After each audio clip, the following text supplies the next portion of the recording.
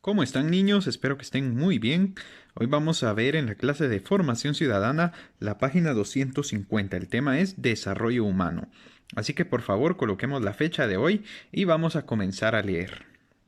Dice, el desarrollo humano de una sociedad no puede medirse únicamente por medios económicos, como solía hacerse a mediados del siglo XX, cuando se calculaba el valor total de la producción y servicios de un país y se dividía, entre su cantidad de habitantes, Producto Interno Bruto, o que se abrevia con las siglas PIB. Este método no tomaba en cuenta que la distribución del Producto Interno Bruto no era equitativa. En ese entonces también se consideraba que una sociedad desarrollada era la que lograba acumular cierta cantidad de recursos, modernizaba su administración pública y hacía crecer la industria y la tecnología. Se creía que con esas bases cada persona podía desarrollarse. Sin embargo, a finales del siglo XX, las diferencias y divisiones sociales eran muy profundas en todas las regiones del mundo, lo que obligó a replantear el concepto de desarrollo humano. Al considerar el desarrollo humano, debe hacerse referencia a las oportunidades que tienen las personas para adquirir una mejor calidad de vida. Por ejemplo, mejoras en educación, salud, alimentación, ingresos económicos, fuentes de empleo, libertad, seguridad y participación ciudadana, entre otras. En ese contexto, las Naciones Unidas creó el Índice de Desarrollo Humano, IDH, para medir el desarrollo a nivel mundial y local. Este índice mide el progreso de cada país en tres dimensiones básicas que combinadas dan como resultado un índice cuantitativo entre 0 y 1. El desarrollo humano es más alto en la medida que más se acerca a 1. ¿Cuáles son los indicadores del desarrollo humano? Entonces, tenemos tres indicadores, que es vida larga y duradera y saludable también, ¿verdad? O que le podemos llamar esperanza de vida, acceso a la educación, que es la tasa de alfabetización, y el nivel de vida digno, Producto Interno Bruto per cápita, dice. Ahorita vamos a ver qué es cada uno de ellos. La esperanza de vida es el promedio de la cantidad de años que vive la población de un país o región en cierto periodo. O sea, mientras más tiempo viven las personas en un país, se dice que en ese país existe una mejor calidad de vida, una mejor esperanza de vida. Tienen más esperanzas a vivir más años, ¿verdad? Luego tenemos la tasa de alfabetización, es el indicador que mide el porcentaje de personas mayores de 15 años que saben leer y escribir. Entonces, mientras más tasa de alfabetización hay, quiere decir que más personas saben leer y escribir. Y luego tenemos el Producto Interno Bruto per cápita, dice. Es el resultado de dividir el valor de la producción durante un año entre el total de la población.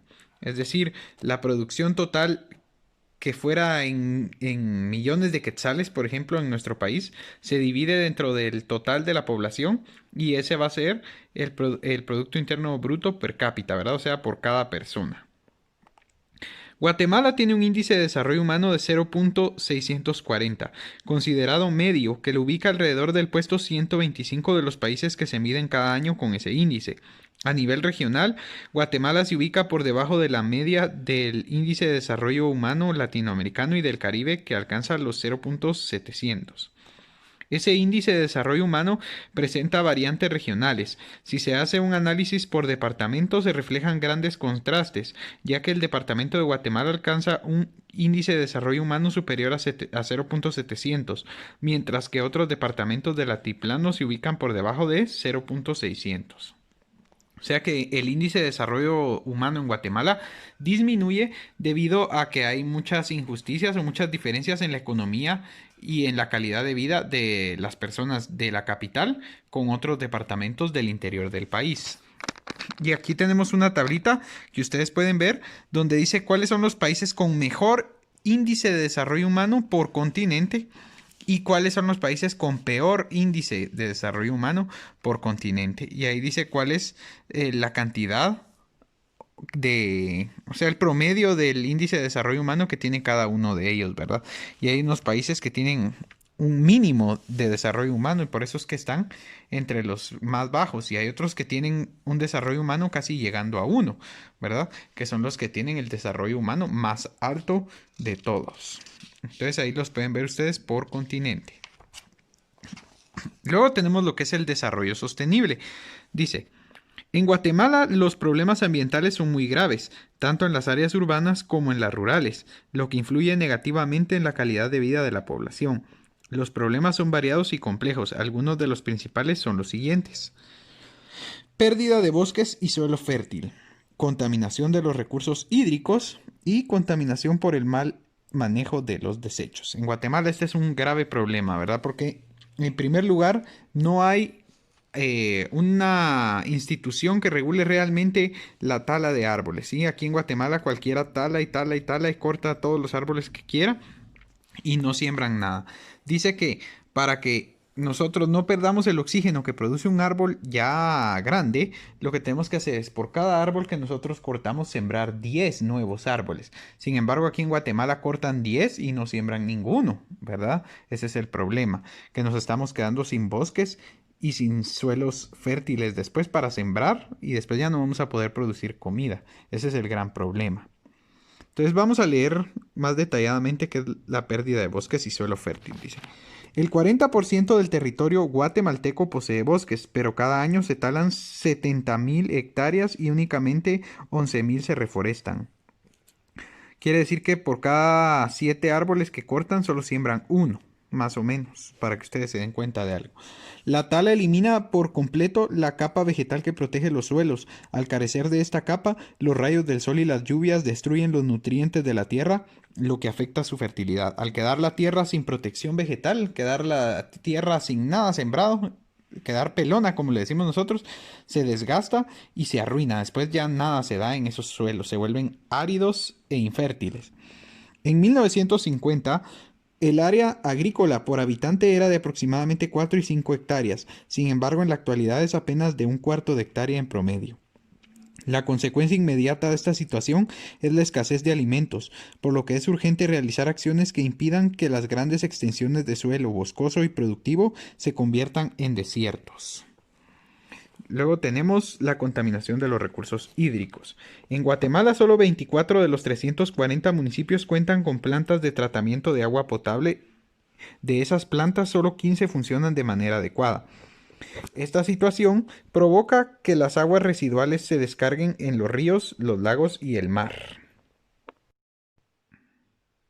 En consecuencia, el 90% de las fuentes de agua del país tienen algún grado de contaminación y en muchos casos es irreversible. El problema es tan grave que la cantidad de agua contaminada puede llegar a ser mayor que la apta para el consumo humano, para riego o de uso industrial. Esta situación tiene una relación directa con el surgimiento de enfermedades gastrointestinales que afectan especialmente a los menores y que en muchos casos pueden ser mortales. Es tan peligroso esto del agua. Ya vieron que yo les contaba la vez pasada de cómo era que la gente vivía antes, ¿se recuerdan? Y cómo eran de antihigiénicos que incluso usaban agua del río nada más para cocinar, sin hervir y sin nada. Y por eso muchas veces se morían, se enfermaban de enfermedades mortales. Pues en Guatemala pasa algo similar. En Guatemala casi que todos los drenajes van a dar a los ríos y a los lagos, ¿sí? Por eso es que el lago de Amatitlán, que es el lago que tenemos aquí en la capital, está completamente contaminado, casi insalvable, ¿verdad? ¿Por qué? Porque todos los drenajes, la mayoría de drenajes de la capital van a dar a ese pobre lago. Entonces el pobre lago ya está tan contaminado que no se puede ni siquiera meter uno a nadar ahí porque se puede absorber por medio de la piel o por medio de los poros alguna enfermedad que pueda llegar a ser incluso mortal, ¿verdad? Porque el agua es muy contaminada. Mucho menos que se pueda pescar en ese lugar. No se puede uno alimentar de ningún animal que viva ahí. Tampoco se puede beber esa agua. Por más que se caliente o se intente recuperar, ¿verdad? Está demasiado contaminado. Tendría que haber un proceso de años para poder recuperar ese lago y que la gente se comprometiera a dejar de tirar basura y dejar de tirar sus desechos al lago, ¿verdad? Sin embargo, eso no va a pasar por la poca o la falta de cultura que hay aquí en Guatemala. Luego dice, contaminación por el mal manejo de desechos. La basura y los residuos son todos los desechos que producen las actividades humanas en el hogar, las industrias, la agricultura, la construcción, la actividad minera, entre otras. Se calcula que en el país se generan 112.9 millones de toneladas de basura al año. El departamento de Guatemala genera la tercera parte del total de basura del país. La técnica más utilizada a nivel nacional es el botadero a cielo abierto, que consiste en concentrar la basura en barrancos o en áreas cercanas a los ríos. La técnica del botadero a cielo abierto provoca que el viento y la lluvia esparzan la basura en las zonas aledañas, lo que contamina las aguas y los suelos, obstruye drenajes y causa graves enfermedades a la población. Sí, aquí en Guatemala se tiene la costumbre de que uno tira la basura, el camión se la lleva y el camión la llega a tirar a un barranco, ¿verdad? Pero casi siempre en el fondo de los barrancos pasan ríos. Entonces, tanto esa basura que se queda ahí a cielo abierto, como mencionan aquí, el sol la descompone. Todos esos químicos que se van descomponiendo con el sol y con la lluvia, el suelo los va absorbiendo. Y recuérdense que debajo del suelo tenemos ríos subterráneos que también tienen conexión con los ríos normales. Entonces, nosotros, al estar tirando la basura así en un terreno abierto, todos esos químicos que se van descomponiendo los va absorbiendo el suelo, tanto el suelo se va dañando como los mantos acuíferos que les digo que son las aguas subterráneas, ¿verdad? Y después todo se contamina, o sea, en el planeta todo está conectado, toda la naturaleza está conectada. Si nosotros dañamos una parte de la naturaleza, tengan por seguro que estamos dañando todo, ¿verdad? Tarde o temprano todo va a quedar arruinado y no vamos a poder sobrevivir si seguimos destruyendo así nuestro hábitat. Luego dice, algunas de las medidas para lograr el desarrollo sostenible son el uso controlado de los recursos naturales y realización de acciones que garanticen su renovación, creación de leyes ambientales para el uso de los recursos por parte de personas, comunidades, empresas e industrias, aplicación de nuevas aplicación de nuevas fuentes de energía no dependientes de los combustibles fósiles. Implementación de acciones para la reducción, la reutilización y el reciclaje de los residuos. Son buenas ideas para poder comenzar a tener un desarrollo sostenible, ¿verdad? Sin embargo, no garantizan que, que se dé el desarrollo sostenible solo por aplicar estas 5 medidas, ¿verdad? Hay que aplicar muchas más. Dice, durante mucho tiempo se pensó que los recursos naturales de la Tierra eran ilimitados. Esa forma de pensar hizo que los gobiernos y las sociedades basaran su desarrollo en la explotación de estos recursos. Sin embargo, este modelo de desarrollo empezó a provocar problemas evidentes, lo que dio origen a una conciencia ambiental que busca proteger tales recursos. Ahora se sabe que la mayoría de los recursos naturales del planeta no son ilimitados y que de llegar a agotarse se pondría en riesgo la sobrevivencia humana.